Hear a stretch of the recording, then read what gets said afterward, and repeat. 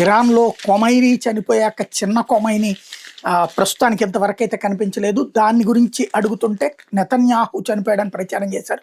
నేను Netanyahu coffee తాగుతూ అవునవునయ్యా బాబు coffee కోసం చచ్చిపోయానంటూ ఓపెన్గా జోకులు వేశారు. అయితే ముస్తఫా కొమైనీకి ఒక రకమైనటువంటి కవచంలాగా ఒక టీం ఉంటుందట. నోపో అంటారట. ఇది ఇరాన్ ప్రత్యేక రహస్య భద్రతా దళం అంట.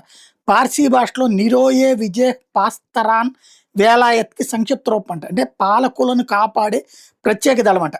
ఇరాన్ పోలీస్ వ్యవస్థలో ఒక విభాగంగా నోపోని దశాబ్దాల కిందట ఏర్పాటు చేశారు. మెరుపు వేగంతో పని ముగించే మెరికల్ లాంటి కమాండోలు ఇందులో ఉంటారు.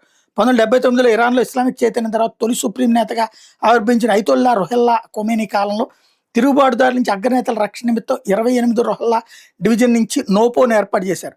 ఇరాన్లో అత్యంత శక్తివంతమైన పలుకుబడి గల సాయుధ విభాగమైన రెవల్యూషనరీ గార్డ్స్ కోర్ తో కూడా నోపోకు సంబంధం ఉండదు. కేవలం అగ్రనేతల భద్రత మీదనే దృష్టి సారిస్తుంది.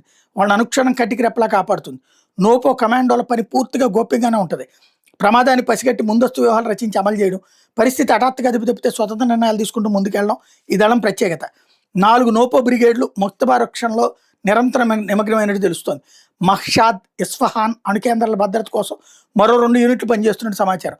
ఉగ్రవాద వ్యతిరేక చర్యలో పాల్గొనడం, బందీలను విడిపించడం, ప్రభుత్వ భవనాలతో పాటు వ్యూహాత్మక ప్రదేశాలకు రక్షణ కల్పించడం వంటి విధులు కూడా నోపో చూస్తుందన్నది యుద్ధరంగ నిపుణులు చెప్తున్నారు. బట్ ఇది ముస్తఫా కొమైనీని కాపాడిందా లేదా అన్నది తేలాలి.